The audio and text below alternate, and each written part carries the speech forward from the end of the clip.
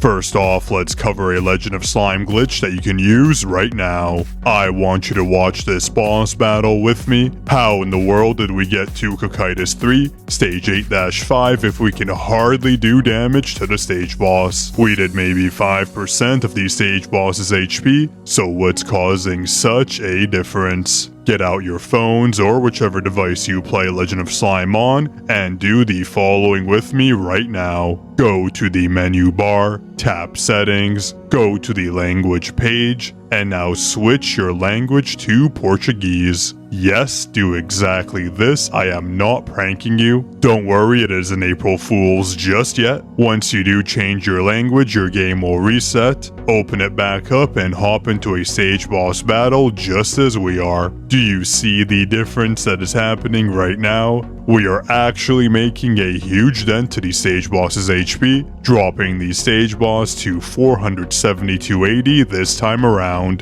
This is compared to 2.13 AE in our previous attempt. That's honestly a crazy difference for such a little change. For some reason, languages such as Portuguese do more damage. This is likely due to a translation error, but also don't forget to join the Discord that we just opened up yesterday, especially if you want to be caught up on all the latest glitches and Legend of Slime info, or even if you just want to hang around and talk about what we do on the channel. Links are in the comment and description box below, so change your language and watch the damage boosts apply. For me, it was a difference from going to 1.58 AB attack all the way to 22.4 AB attack. This is a 14 times difference between the two runs. This even works for Dwarven King, as you can see here. I just hit my new record from this glitch, since the damage change applies to your damage overall. This will benefit you in Slime Legion as well. The only prerequisite is that you need to have your astrology tab unlocked to a certain extent, potentially being influenced from the S constellation, but just apply the language change and watch the damage increase.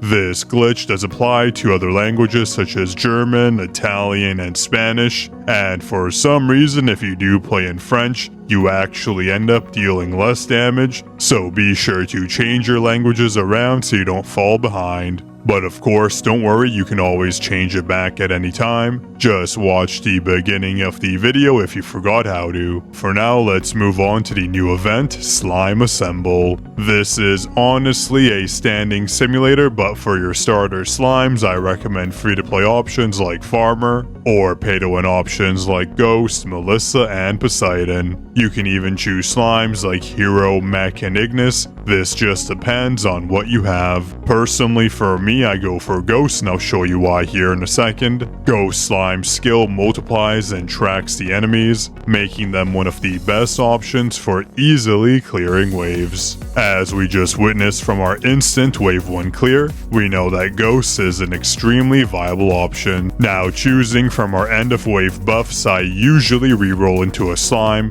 but we did get the 300% attack boost option, so I will be choosing that. Generally speaking, I like choosing slimes and attack boosts in the early, mid, and late game. Move speed and crit should never be taken, and slimes like Santa aren't exactly the best option, so I always go for refreshes here. We got Farmer, so I'll definitely be choosing them. Their skill flies in each direction, making them extremely viable. The ranged enemies make this wave extremely hard, but even with just 2 slimes, we were able to clear it. Farmer's slime skill is both AoE and tracking, so you just saw how effective it is. Diva is a horrible choice, so skip them, since I don't believe their slime skill actually does anything at all. I will be going for the attack option once more. As you can see, just from these 2 slimes alone, we are clearing the wave extremely easily. Attack and good ranged AoE just goes a long way. We have Melissa as another one of our options here, so I will be choosing them. Her slime skill, just like Ghost, goes straight to the enemies, making things a quick win. I am going to choose Aku here, since 10 HP per stage and crit won't do much for us, but sometimes the added HP bonus or the instant 100 HP options are good choices, as they allow you to survive longer, and honestly more attack is just perfect. It is my #1 choice next to slimes like Ghost, Melissa, and Farmer, and I know people have been struggling a lot with this event in the later stages, so this should help you better choose the right end of wave options. You shouldn't hesitate to pick HP perks as well if you are low on HP, since it can make the difference between you winning or not.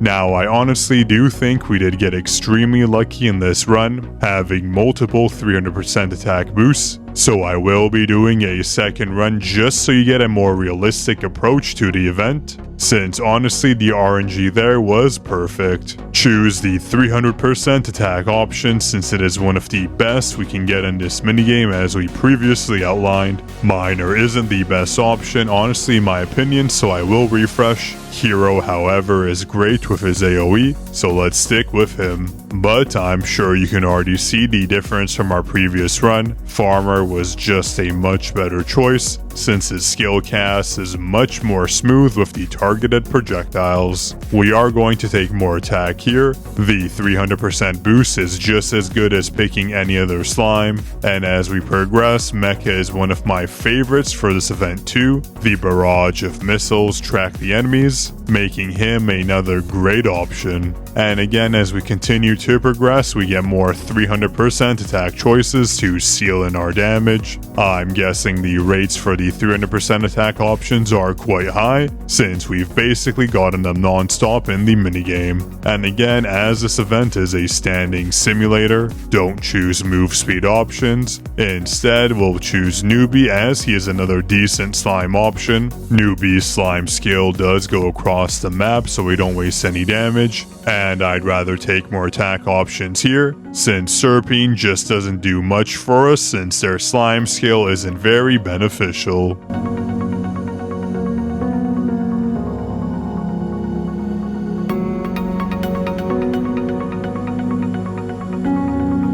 And there we have it, another flawless win. Hopefully that does help you run the event a little bit more smooth. Overall, I do say the event is winnable every time. You just have to make sure you pick the right slimes, choose HP in the right moments, and choose attack since it does provide a huge influence. Well, that was everything for today's video. You better be sure to join the Discord, which is linked in the comment and description box below, and drop in to say hello. And if you want more Legend of Slime content just like this, drop a like on the video, comment, and be sure you're subscribed to show your support. Enjoy.